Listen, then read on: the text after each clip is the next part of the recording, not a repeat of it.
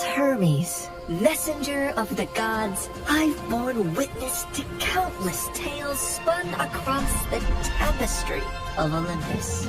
With my winged sandals, I have traveled across the realms of the universe, carrying tidings that have altered fates. Among these tales, one that stands out in my mind is the story of Persephone, and how a twist in her fate affects every mortal until eternity. You see, Demeter is the goddess of harvest, and she could turn the earth green with her touch. She made countless flowers bloom and coaxed bountiful crops from the soil. With her presiding over the planet, no living creature ever went hungry. She took great joy in her role, but her heart belonged entirely to her daughter Persephone, the Maiden of Spring. I've never seen anything like you. Are there more of you nearby? Little princess, I know of a field where the flowers bloom as far as the eye can see. I can take you there if you want. Oh, really? Oh, that would be a sight to behold. Then come with me, sweet child.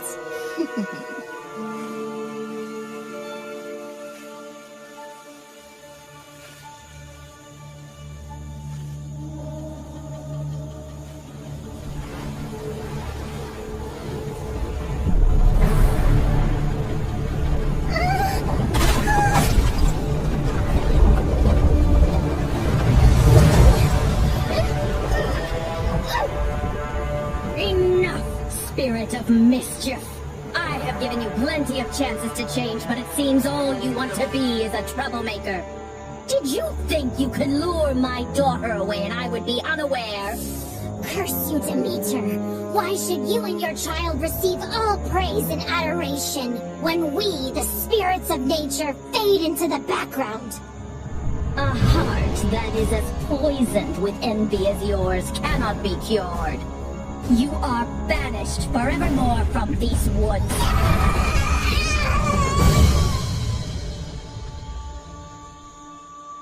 Did you forget that you are not allowed to venture into the forest alone? I'm so sorry, Mother. I only wish to see the magical flowers. And you shall see many wonders, my child, but always within the safety of my reach. The world holds great beauty, but also grave danger. Come now, it's almost dawn. Let us go out into the meadows and make our own magical flowers bloom. That sounds perfect, Mother.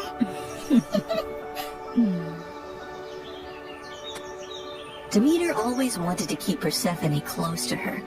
But as her daughter grew older, she turned into a beautiful young goddess who attracted the attention of many young suitors. Anytime a god smitten by Persephone's beauty sought her hand in marriage, Demeter sternly turned them away. I cannot marry her off, Hecate. She is too delicate for the harsh world outside. These gods who come after her, they only see her beauty, not her gentle soul. They cannot care for her as I do. Demeter, you must be mindful of what Persephone wants too, or she might grow to resent her cage. A cage? Is that what you would call it?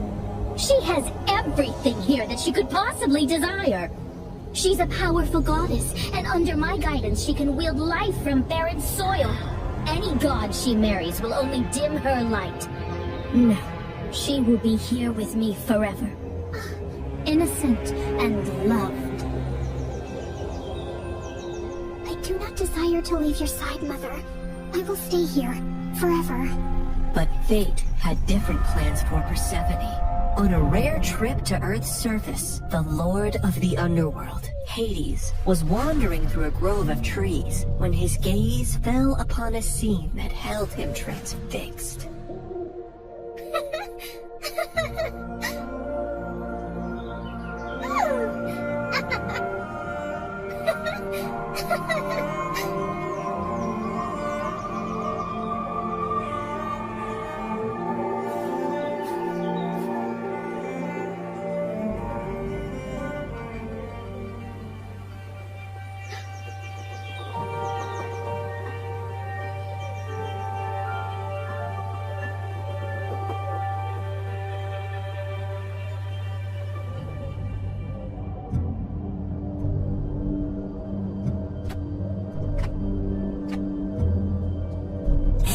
My lord, you seem to be troubled. What weighs on your soul? As you well know, when my brothers and I overthrew our father, the kingdom was divided among us. Zeus received the sky, Poseidon the sea, and I the underworld. I've never complained about my lonely lot, and do my duties justice. I don't frolic or play like the other gods, and work hard in my solitude. But mortals and gods alike see me as the embodiment of darkness, and their tales paint me as a monster to be shunned. My realm is necessary, but it is hated by all, as am I. But do they not see that I also have a heart, that I am made of the same cosmos as they, even yearn for the light sometimes? What has brought this on, my lord? Persephone. She is the light where there is none. She is life where all is death. Ever since I laid eyes on her, I can think of nothing else. But would she ever see past the darkness that cloaks me? Could she ever gaze upon me and see not a lord of despair, but a soul longing for companionship and warmth? Persephone, Demeter's daughter. Indeed, her radiance rivals the dawn, but she is of the upper world. I must have her as my queen, as my wife. Her presence would bring joy and life to a realm that only echoes with loneliness and sorrow. And I must believe that even in the underworld, love can find a place to blossom. My lord, her mother would never allow it. Perhaps there is a rightful path to this union. I will go to her father Zeus with a proposal of marriage. I only need his permission according to our customs. Get my chariot ready and prepare for my departure. Today, either I win a queen for my empty halls, or I resign myself to an eternity of despair.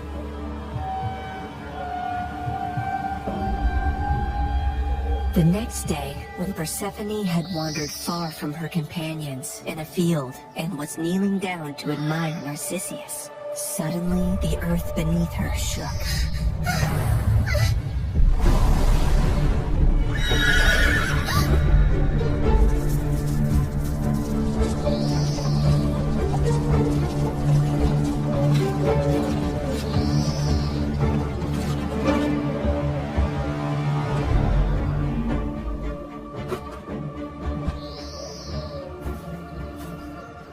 Fair Persephone, be not afraid. I am Hades, lord of the underworld. My kingdom is vast and rich, but it lacks the radiance of your presence. Unhand me! Come with me, and rule by my side in the shadows where eternity lies. Let me go. My mother will tear the world apart to find me, and there will be no place dark enough to hide.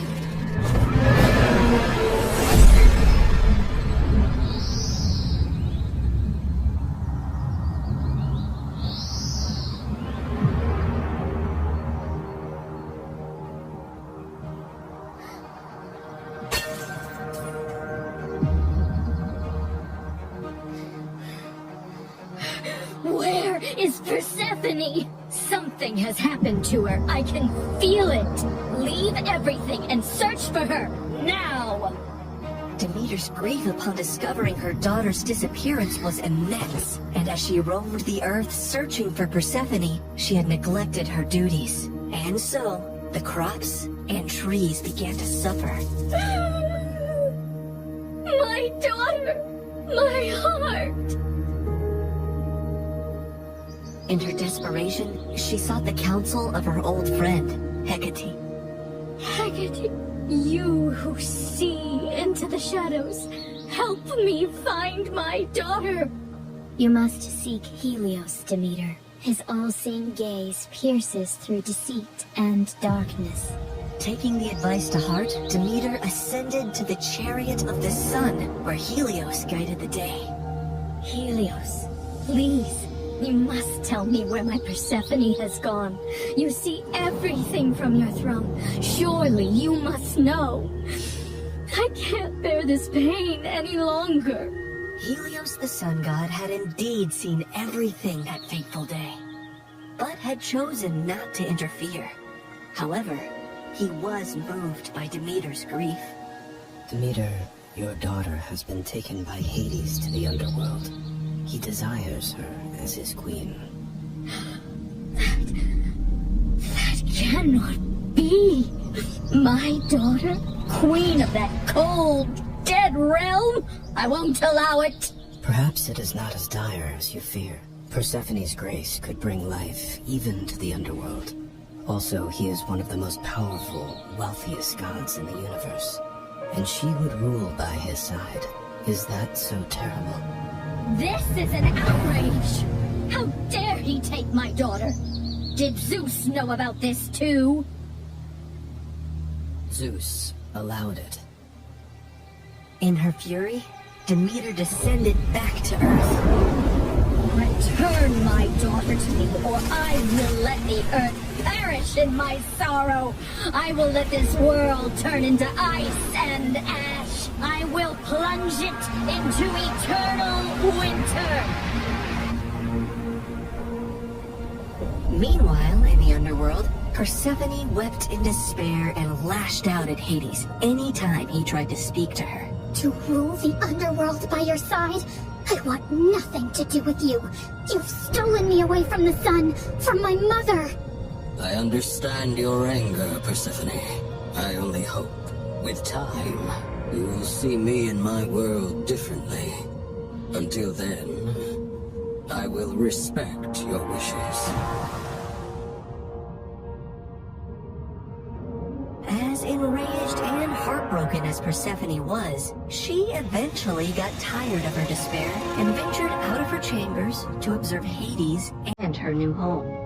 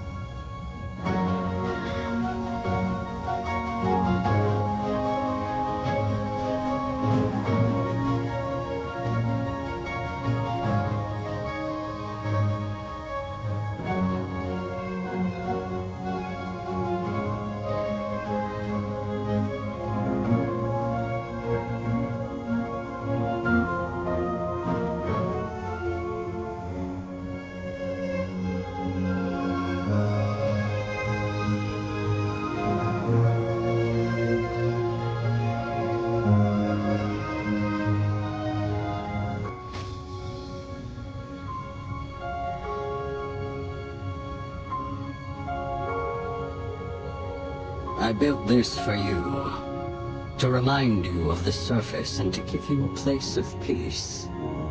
I've never seen something like this. It's so beautiful. As are you, my queen.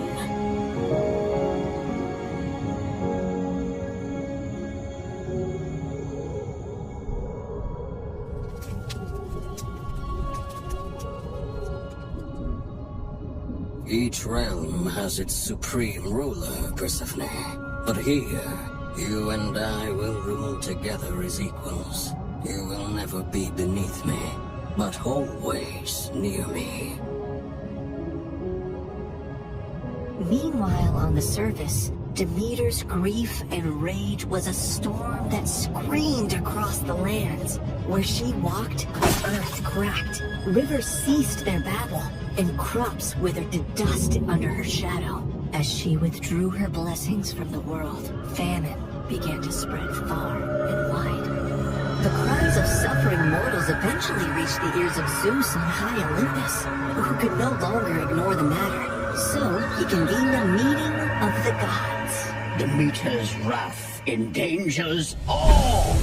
We must find a solution that honors both her demands and the laws of gods. If my daughter wishes to leave the underworld, let her return to me, or I shall never again let the earth bear fruit. Very well, Demeter. If Persephone wishes to return, she shall. If she chooses to stay with Hades, so be it. With a heavy heart, Demeter agreed, and Zeus commanded me, Hermes, to negotiate Persephone's return. So, I descended into the gloom of the underworld, where Hades sat upon his throne with Persephone by his side. Her face was as pale as the ghosts around her. Hermes, why does Olympus disrupt the quiet of my realm? Mighty Hades, Zeus commands you to release Persephone, lest the earth die with Demeter's heart. I cannot ignore the decree of Zeus or the pleading eyes of the one I love. But know this, the ties that bind us are not easily broken. What do you mean, Hades? Just then, Persephone looked down at something she was clutching in her hand, and I saw it was a pomegranate. Suddenly, the realization of what had happened dawned on me. Fair Persephone, did you eat from that fruit? I couldn't help it. 6 seeds to be exact. Each of them has sealed her fate and has bound her to the underworld. I knew I had to think quickly and come up with a deal that Hades would accept. Otherwise, Demeter would let the earth starve forever. She only ate a small portion of the fruit, so she should only stay with you for part of the year. She will spend 2/3 of the year with her mother on Earth, and 1/3 with you in the underworld.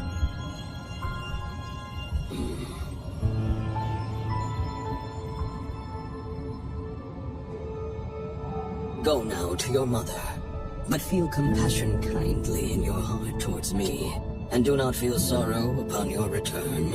For while you are here, you shall rule as my equal, and have the greatest rights and honor among the gods, as well as my undying devotion. Persephone assured him she would return on the agreed time, and he arranged his chariot for her to depart.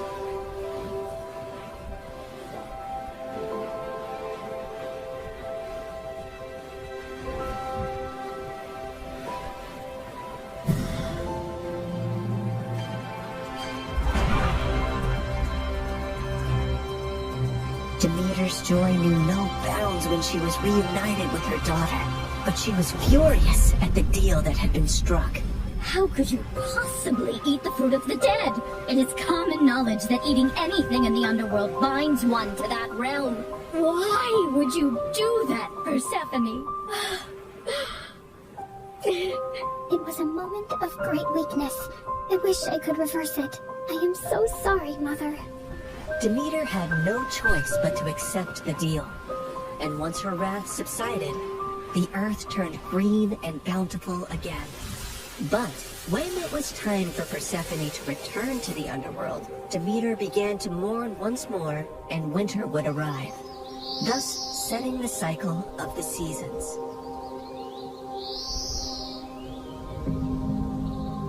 My daughter, my soul, your return brings life to this world. Mother, in the darkness, I've learned the secrets of the deep earth, and in your light, I bring forth life. Together, we bind the world in a cycle of death and rebirth. And so, in this tale of compromise, the dance of the seasons has found its rhythm. An enduring love story was also set into motion. For even eons later, Hades and Persephone are often mentioned as Greek mythology's most happily married couple. I can give you all the wealth of the earth, Persephone, but I cannot give you the sun and the breeze. I know you long for them when you are here. You have given me more than I ever expected to experience in my life, Hades. You have given me respect, power, and a love that is genuine and rare. With you, I feel the most like myself. With you, I feel free. So you do not regret your decision to eat the pomegranate seeds? Never, my love.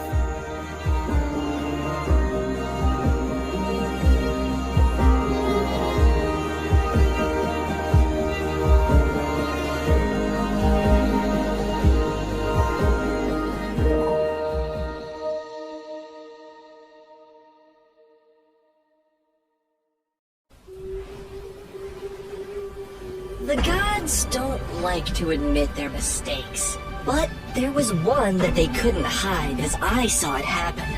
You might have heard how the mortal Pandora opened a box that unleashed suffering on humanity, but that isn't the full story. It's about uncovering hope when everything seems lost. And like all great stories, it begins with a spark of curiosity. The gods saw humans struggling to balance wisdom, beauty, and curiosity. So, they created Pandora, a human who could carry these gifts and be a bridge between mortals and the divine. She would serve to guide humanity toward a deeper understanding of their place in the world. First, Hephaestus, the master of craftsmanship, molded her out of clay. Then Athena, the goddess of wisdom, gave her the first gift. I give you wisdom, Pandora. The power to think, to reason, and to see the world as it truly is. Aphrodite, the god of beauty, was next. I give you beauty, Pandora. Not only in form, but in spirit. Finally, I, Hermes, messenger of the gods, gave her my gift. I give you curiosity, the hunger to explore, to question, to seek what lies beyond. But be warned, curiosity can lead to places both wonderful and dangerous.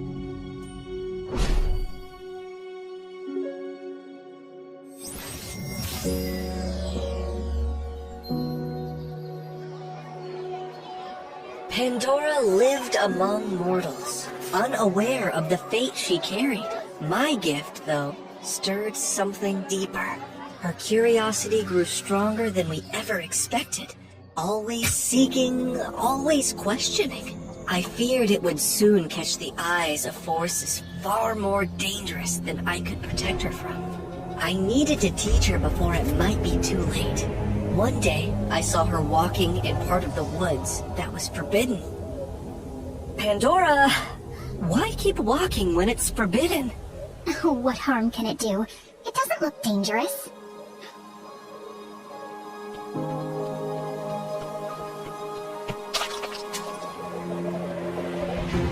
Sometimes the danger isn't visible until it's too late. Curiosity is powerful, but not every path should be followed. The greatest wisdom is knowing when to stop, when to say no. You'll never need to think beyond what's in front of you. And never forget, no matter how dark things seem, there will always be hope if you have love in your heart.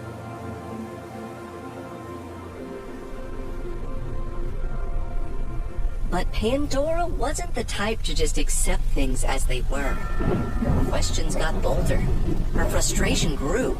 What I didn't realize was that my worst fears were about to come true.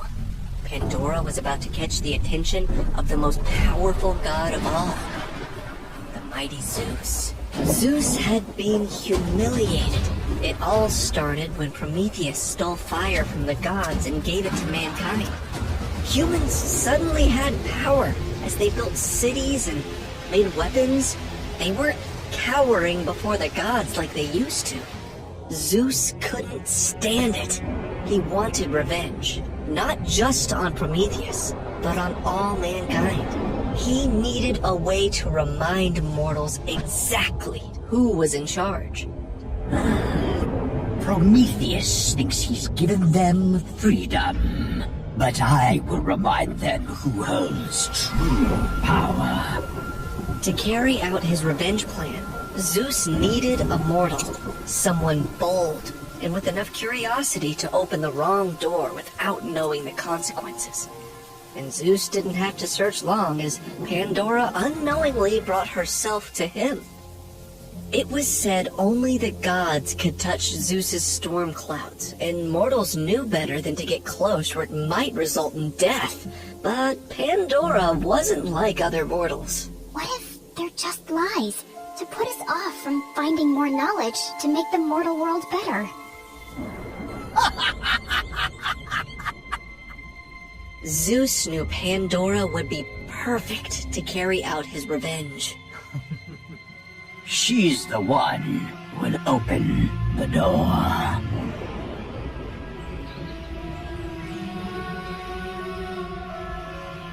The next morning, Pandora woke up to find a box gleaming in the sunlight, covered in sparkling jewels. It was unlike anything she'd ever seen. What is this? Pandora was about to open the box when she saw a note. Guard this gift with care, but never open it. Pandora couldn't resist. She told herself that just a quick peek wouldn't hurt. As her fingers touched the lid, a rooster suddenly crowed, startling her. She dropped the box, freezing as the crowing came again, louder. Pandora knew the rooster was loved by Hermes and must be a warning. But Pandora couldn't get the box out of her mind as Zeus attempted to encourage her to open it. He'd make the box leap at her or suddenly glow like it was calling her. But Pandora was strong and refused to give in. Zeus grew frustrated with her stubbornness and realized he'd need a new plan to make her open the box. He resists, but no one defies me for long. It wasn't long until Pandora had a dream where she was holding the box, desperate to open it.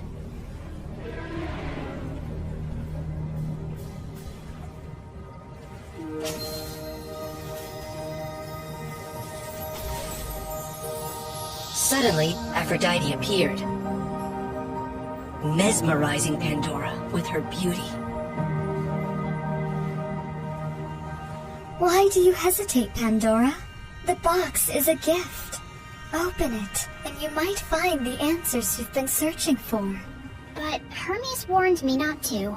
The gift is for you, not Hermes.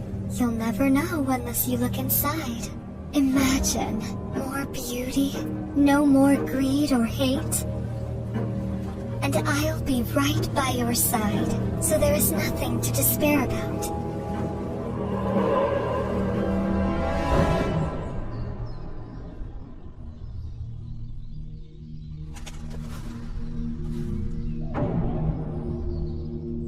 The dove, a beloved bird of Aphrodite.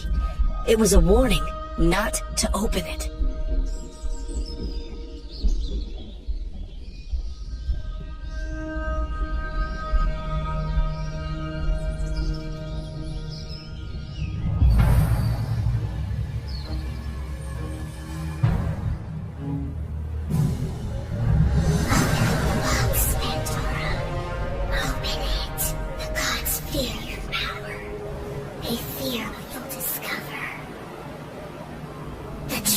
Can be yours. The gods can't stop you. Open it, and the worlds will remember your name for the good you'll bring.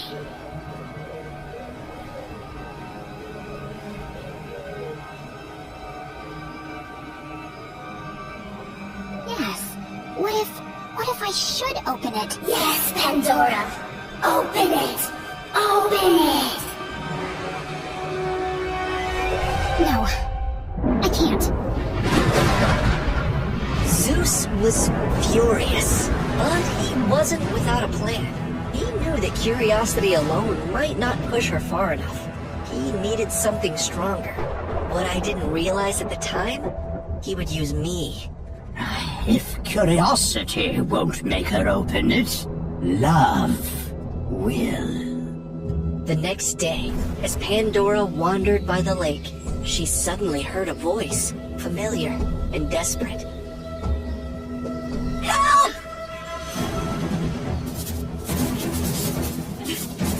I've been trapped! Hermes, what's happening? Of course, it wasn't really me. It was one of Zeus's cruel tricks. To Pandora, though, it seemed real. Pandora!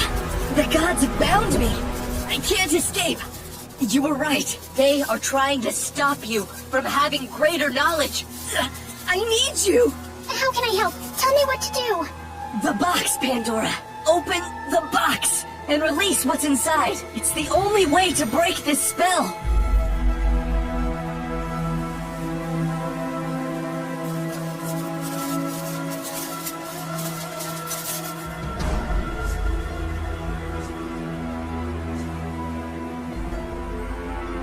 I have no choice.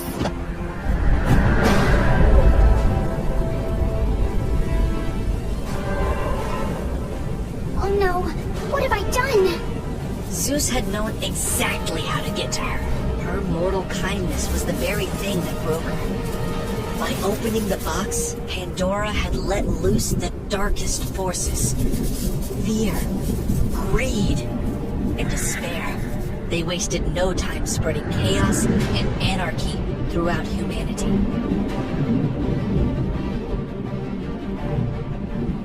Pandora felt crushed with regret, while Zeus looked on from above, rejoicing at his success.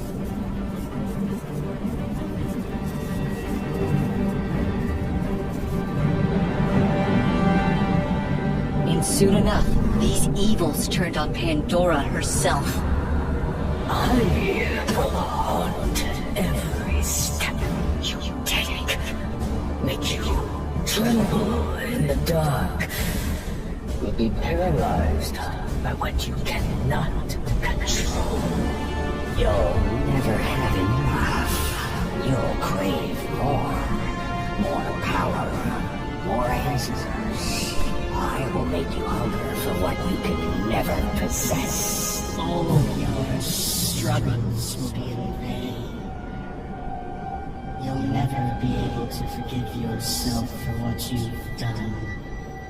The darkness will swallow you whole. Pandora was about to surrender to her despair, but suddenly, she remembered what I had taught her. Real wisdom is knowing when to stop and look past what's right in front of you. Even now, with everything falling apart, there was still hope. And that hope gave Pandora the strength to fight back. I may have opened the box, but I will not let you destroy this world. Fear was confronted with its own reflection, which he feared more than anything.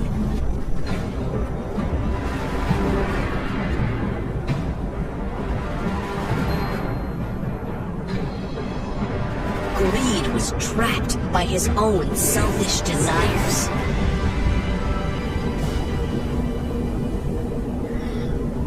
But one force remained: despair.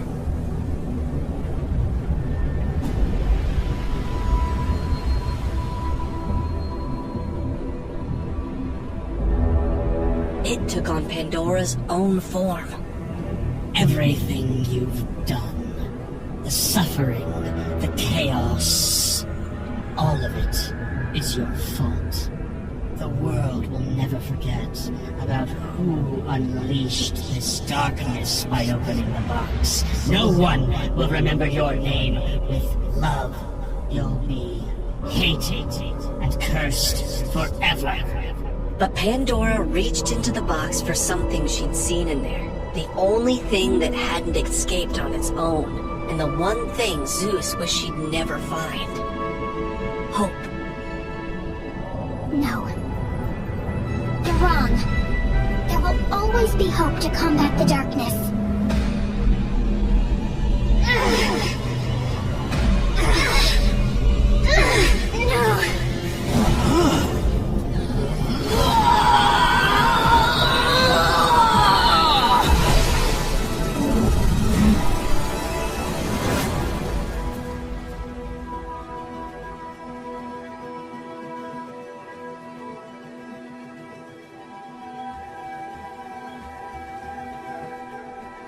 Pandora continued to live in the mortal world, free at last from the gods' tormenting visions.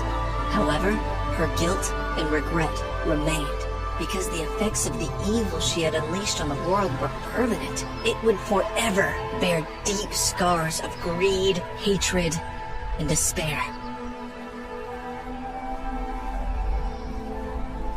I'm sorry. I failed you, Hermes. I made a huge mistake.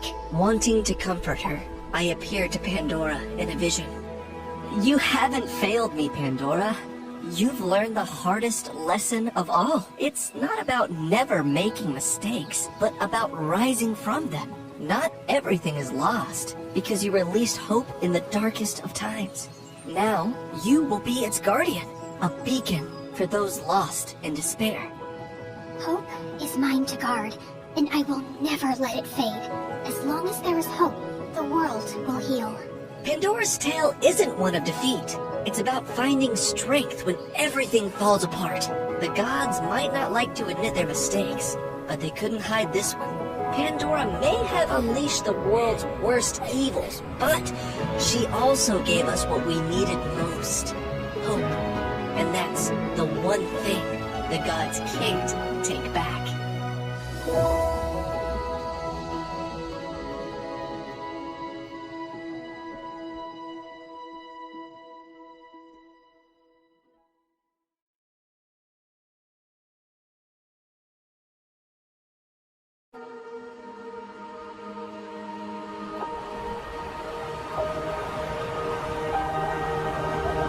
In the tapestry of life, certain moments shape and change us forever. I am Perseus, son of Zeus, ruler of Olympus, and the mortal princess Danae. From my father, I inherited divine essence, and from my mother, mortal blood. I've witnessed many tales where the fates of gods and mortals intertwine in tragic and profound ways. One such story is that of Medusa, a tale not of mere mortals, but of gods wielding their infinite power over those beneath them. Medusa, unlike her sisters, was born mortal, a fact she was blissfully unaware of during her early years. She lived with her family in a small damp cave near the Aegean Sea. Her sisters, Stheno and Euryale, were immortal gorgons, half woman, half serpent. But Medusa had smooth porcelain skin and golden hair that shone like the sun, a blessing as it was a curse. Medusa believed her family was like any other. Though loved by her sisters, she felt a subtle distance, a reminder of her differences. One day, while fetching water, she noticed sailors approaching the shore. Curious and eager to explore the world beyond her cave, she decided to approach them. I'm Medusa from Athens. Are you lost? I've never seen such beautiful golden hair. The sun itself has blessed you. Medusa's sisters, however, knew all too well the peril that came with strangers. As the sailors drew closer, Stheno and Euryale emerged from the shadows, their monstrous forms causing the men to freeze in terror. The sailors were turned to stone, and Medusa watched in shock, realizing for the first time the power her sisters wielded, and the danger that came with it. You don't understand the world as we do. You are mortal, vulnerable, only we can protect you. Medusa felt increasingly isolated, knowing she would never be like her sisters. Her only friend Ithacles, a young warrior in training with dreams of adventure, often visited her. Medusa cherished their bond, finding in him a kindred spirit who shared her curiosity about the world. Ithacles, I know there's more out there. I want to be part of something greater. You should visit Athena's temple, Medusa. It's a place of wisdom and beauty, just like you.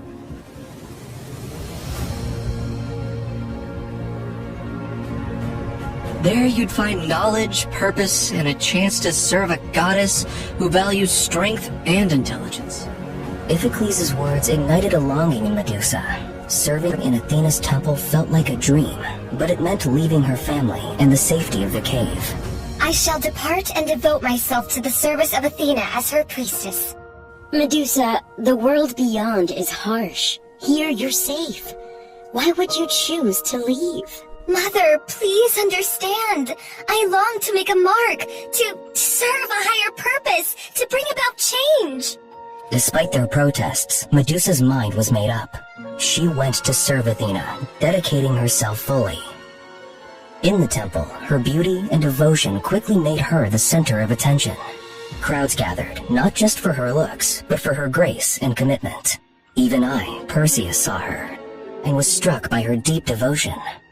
But admiration soon turned to envy, and whispers spread that Medusa's beauty and dedication rivaled even Athena's. Medusa dismissed these whispers, but they reached the gods, especially Poseidon, who resented Athena. Their rivalry dated back to a contest for Athens, which Athena won.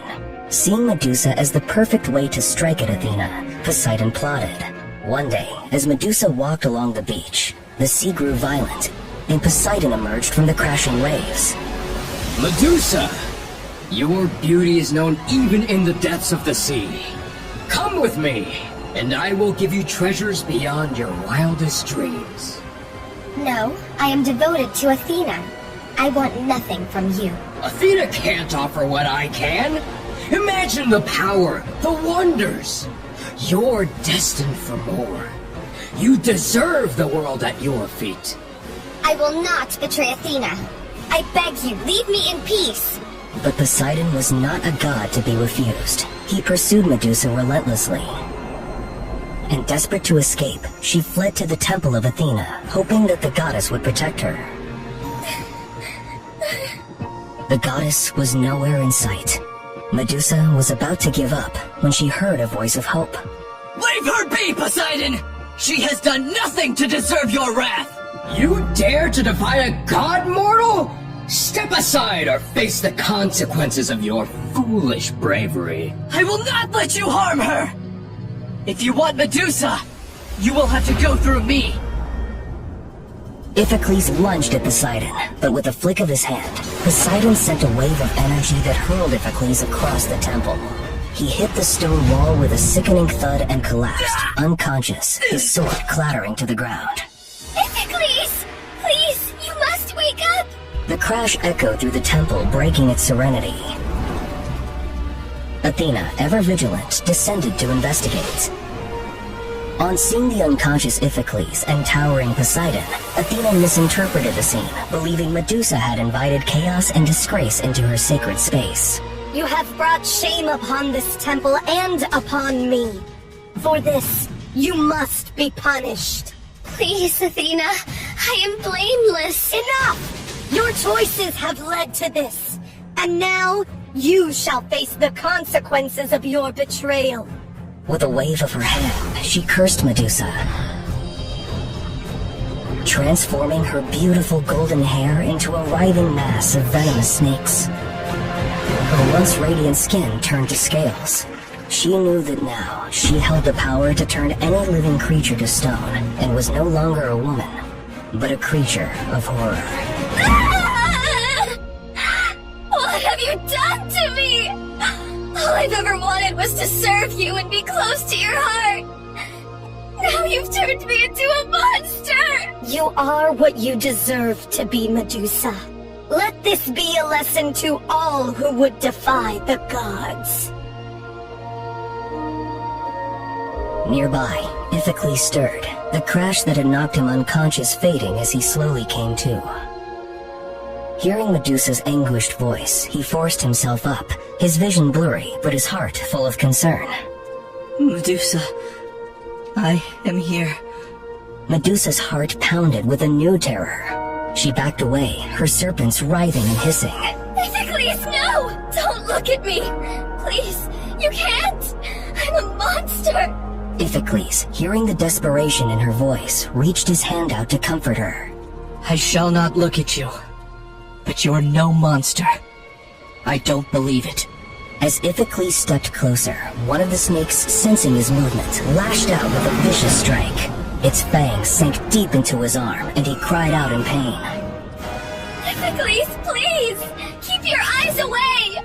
I'd never think you were a monster. No matter what you are, you're still you. Iphicles lifted his head, his eyes searching for Medusa.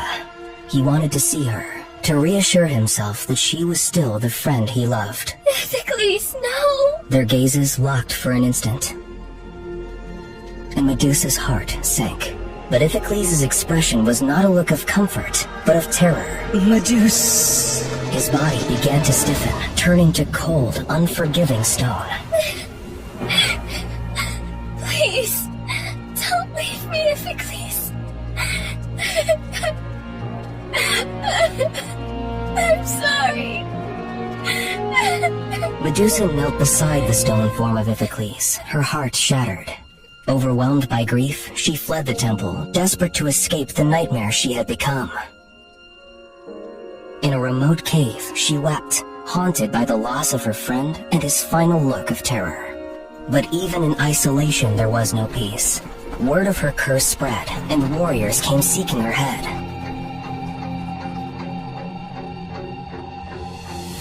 Forced to defend herself,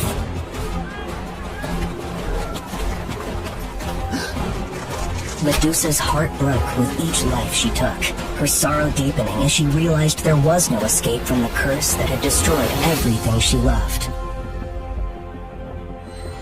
As the years passed, I became the warrior I aspired to be, mindful of my father Zeus's legacy.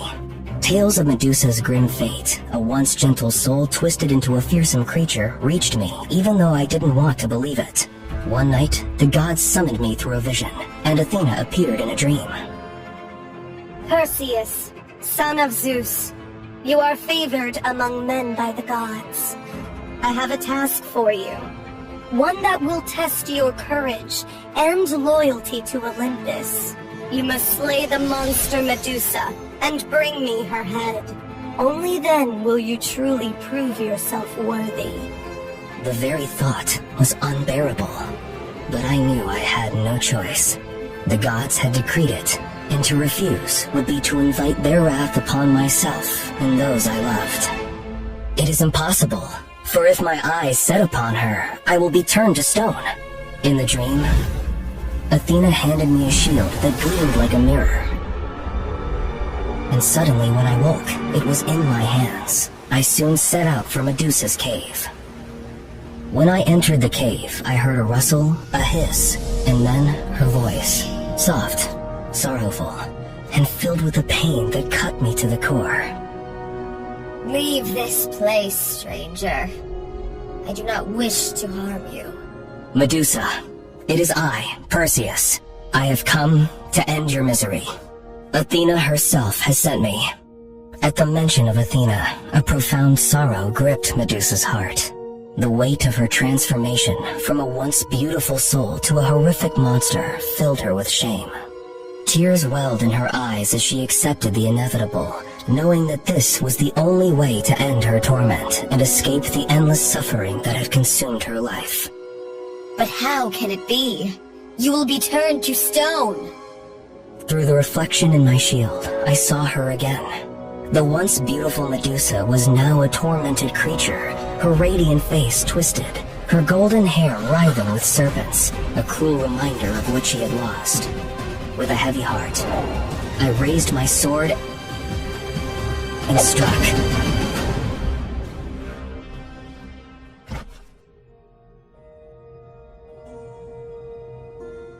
Her blood spilled, and from it emerged Chrysaor, the golden warrior, and Pegasus, the winged horse. Even in death, Medusa's legacy endured, her curse giving birth to new life. I took her head, as Athena had commanded, and left the cave. But the victory felt hollow, the triumph meaningless. I brought Medusa's head to Athena, and she took it without a word, placing it upon her shield where it would remain as a symbol of her power and a warning to all who would defy her. Hail the God of Wisdom! Hail the God of Wisdom! Hail the God of Wisdom! But in my heart, I knew Medusa had been more than just a monster. And out of the tragedy, in a cruel twist of fate, Medusa did get the one thing she always wanted. To be close to Athena's heart once again. In the end, Medusa's story is not only tragic, but rather ironic. Athena's jealousy and vengeance against a mere mortal ultimately made Medusa's name unforgettable. Once a victim of divine wrath, her legacy is now immortalized in the very mythology that sought to destroy her.